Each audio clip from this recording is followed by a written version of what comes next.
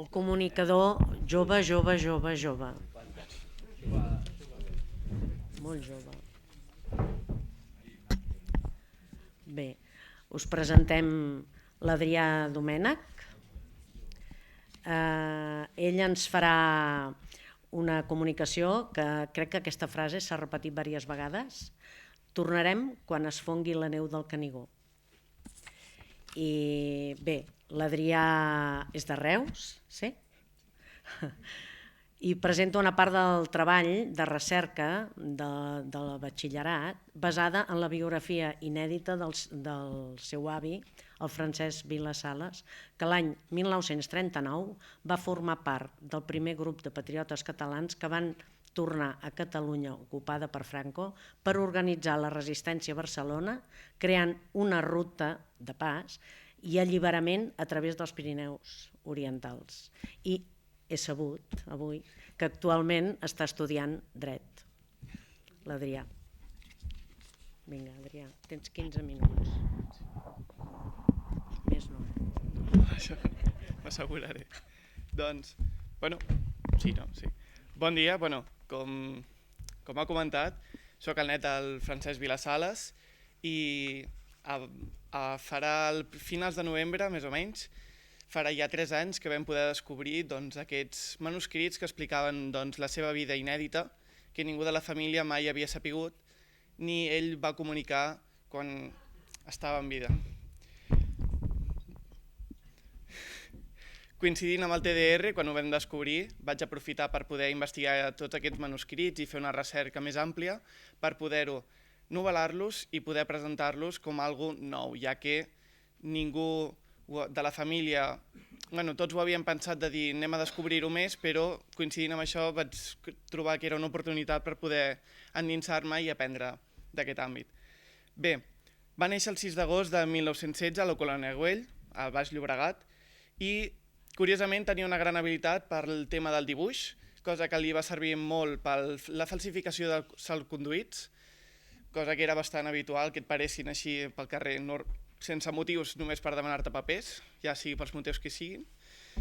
I sempre va ser un gran defensor de la cultura i de la llengua catalana, amb uns profunds ideals de patriotisme i d'alliberament per la Catalunya, que llavors, amb 19 anys, va entrar a formar part de l'organització Nosaltres Sols, també coneguts com el Sinn Féin català, fundada pel Daniel Cardona, i que més tard entra a formar part dins del Front Nacional de Catalunya. Aquesta fortalesa i l'esperit patriòtic el va impulsar a presentar-se voluntari a l'expedició a Mallorca només amb 20 anys. Posteriorment, al tornar, entra a formar part de l'Escola Popular de Guerra a la Generalitat de Catalunya, d'on surt com a oficial d'artilleria. I després el van destinar cap al Front d'Aragó, a febrer del 37. Perdut al Front d'Aragó, és destinat a defensar el port de Barcelona. Perdut al port, a Francesc rep l'ordre de passar la frontera i comença la retirada cap a Portbou. Ell va marxar amb altres companys i un d'ells, veient les muntanyes del Canigó, nevades, li va preguntar «Quan podrem tornar a casa?» I en Jaume Martínez va respondre «Tornarem quan es fongui la neu del Canigó». Aquesta frase va ser una frase d'esperança que els va impulsar i els va animar a seguir endavant, tot i les dificultats que trobaven, que en van ser bastantes, malauradament, els va ajudar a seguir endavant i no perdre l'esperança de l'objectiu que tenien. A l'entrar a França, ell va conduir el cotxe, l'exèrcit i els seus companys de lluita, com he dit, el Jaume Martínez, en Gregori Font, en Ramon Pallarès i en Josep Serra.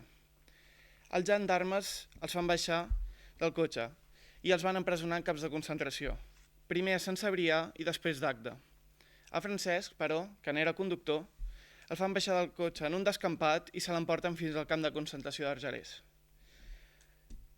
Com podeu deduir, l'estada en un camp de concentració és infumable, perdoneu per l'expressió, però no té altre nom.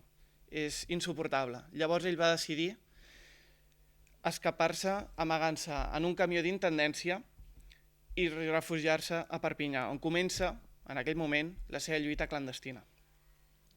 A juliol decideix recuperar totes les armes que havien amagat prèviament, abans que els paressin els gendarmes, i poder organitzar el primer retorn a la Catalunya ocupada. L'objectiu era reunificar les forces catalanistes i antifranquistes del territori català a Barcelona. Llavors preparen la travessa a casa d'en Daniel Cardona el 26 de juliol del 39 per fer l'expedició per la nit de l'endemà. La Guàrdia Civil, la policia franquista, els gendarmes provici i la Gestapo nazi eren una de les forces que podies trobar dins del Pirineu vigilant la frontera.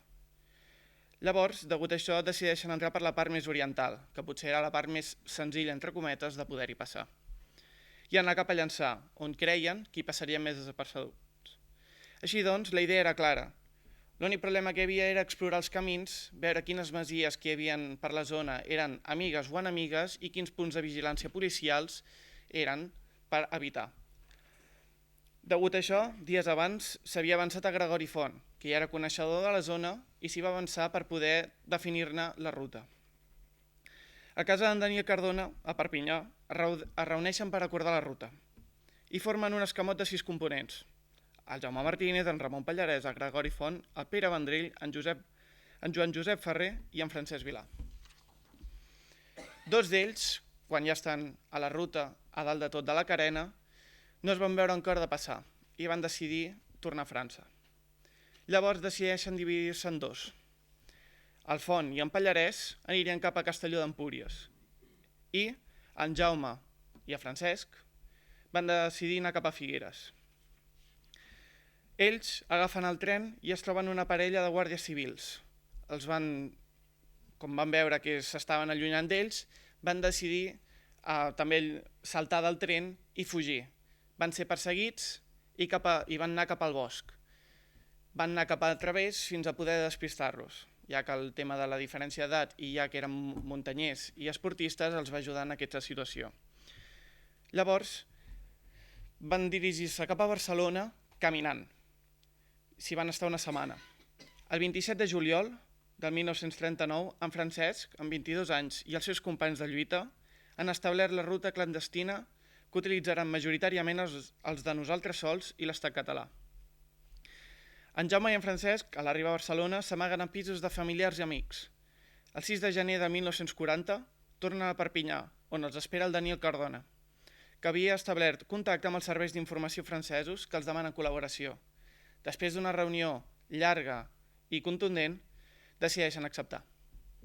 Durant anys es van jugar la pell per salvar refugiats, creuant frontera. Primer els que s'escapaven dels nazis, després militars, soldats aliats, polítics i ministres, com per exemple podem trobar el ministre belga Maurice Clavel o el ministre francès de guerra Montiel, jueus com el senyor francès Tissier, aviadors especialment polonesos i represaliats, que els acompanyaven fins al consolat britànic, ja que el consolat britànic els ajudaven a tornar cap als ports, creuar tot fins i retornar-los cap al camp de guerra, ja que un aviador és molt important, ja que tot l'aprenentatge i la pràctica que tenen no és una que en una setmana es pugui tenir. Llavors eren peces molt valuoses per la guerra. Llavors, després de passar unes quantes vegades d'un costat a l'altre, van decidir passar-se per contrabandistes. Així, gairebé segur que pagant una multa els deixarien passar la frontera. En canvi, si es consideraven polítics, els afusellarien allà mateix. En una d'aquestes anades i vingudes, estant al colònia Güell, intenten treure de la presó el seu amic Font. Detenen en Francesc, qui després de passar 3 dies al quartelillo de la Guàrdia Civil de l'Hospitalet de Llobregat, ingressa a la presó de Palau de les Missions, a Montjuïc, el 23 de febrer de 1941. El condemnen a 12 anys i un dia de presó, segons el Consell de Guerra Sumaríssim. La seva amiga, que l'havia amagat tantes i altres vegades a casa seva, la Montserrat Bernades, va ser la primera que el van a visitar, per preguntar-li quina informació havia revelat i si s'havia de protegir algú, famílies o la ruta. I no, en Francesc no va dir ni una paraula. Després de totes les penúries que va passar allí, que ningú sap i que mai va explicar, no va dir res. No va delatar ningú, ni la ruta, absolutament res.